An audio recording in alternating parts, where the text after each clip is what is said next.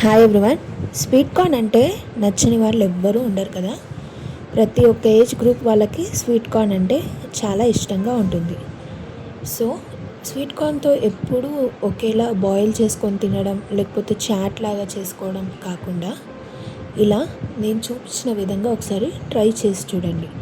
అదే sweet corn pakodi. మన దగ్గర ఒలిచిపెట్టుకున్న స్వీట్ కార్న్ అనేవి ఉంటే చాలు, ఈ పకోడీ అనేది ఒక 10 మినిట్స్లో ఈజీగా చేసేయచ్చు.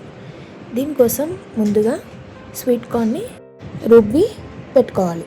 అందులో మనము కొన్ని నార్మల్గా స్వీట్ కార్న్ పీసెస్ కూడా వేసుకోవాలి, మధ్య మధ్యలో తగులుతూ బాగుంటుంది. ఒక మిక్సింగ్ బౌల్ తీసుకొని ఈ రుబ్బిన స్వీట్ కార్న్ అందులోనే సన్నగా కట్ చేసి పెట్టుకున్న ఉల్లిపాయ ముక్కలు, కడిగి పెట్టుకున్న కరివేపాకుని వేసుకున్నాక ముందుగానే ఆలుగడ్డని మనము పొట్టు తీసి తురుముకొని పక్కన పెట్టుకోవాలి. ఈ ఆలుగడ్డని వాటర్లో వేసి పెట్టుకుంటేనే కలర్ అనేది చేంజ్ అవ్వదు. అందులోనే టేస్ట్కి సరిపడా కారం, ఉప్పు వేసుకోవాలి.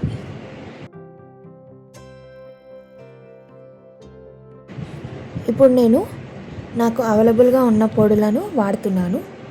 ముందుగా జీలకర్ర పొడి వేసుకున్నాను, తర్వాత ధనియాల పొడి. ఈ పొళ్ళు అనేది మీ ఫ్లేవర్ బట్టి ఆప్షన్. ఇప్పుడు కొంచెం గరం మసాలా వేసుకోవాలి. ఇవన్నీ వేయడం వల్ల మనకి పకోడీ అనేది బయట దొరికే స్టైల్లో వస్తుంది, టేస్ట్ అనేది మసాలా ఫ్లేవర్ లాగా. ఇప్పుడు అందులోనే కొంచెం అల్లం వెల్లుల్లి పేస్ట్ వేసుకొని ఇప్పుడు వేసుకున్న ఇంగ్రీడియంట్స్ అన్నీ బాగా కలిసేలా కలుపుకోవాలి.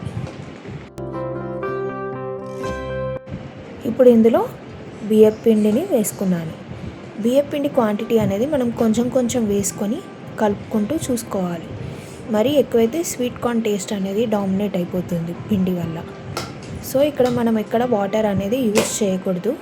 స్వీట్ కార్న్ నుంచి వచ్చే వాటర్ అనేది మనకి సరిపోతుంది.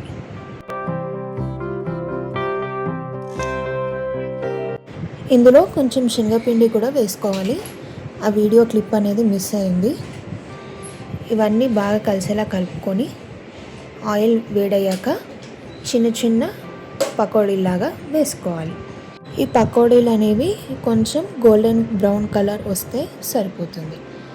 ఇప్పుడు ఈ వేడి వేడి పకోడీని టమాటో సాస్తో కానీ చాట్ మసాలా స్ప్రింకిల్ చేసుకొని తిన్నా చాలా బాగుంటుంది. ఇలాంటి మంచి రెసిపీస్ కోసం మీరు మా ఛానల్ని లైక్, షేర్ అండ్ సబ్స్క్రైబ్ చేసుకోండి. అండ్ ఫైనల్ అవుట్పుట్ కూడా నేను ఇక్కడ వీడియోలో చూపిస్తాను. Thank you.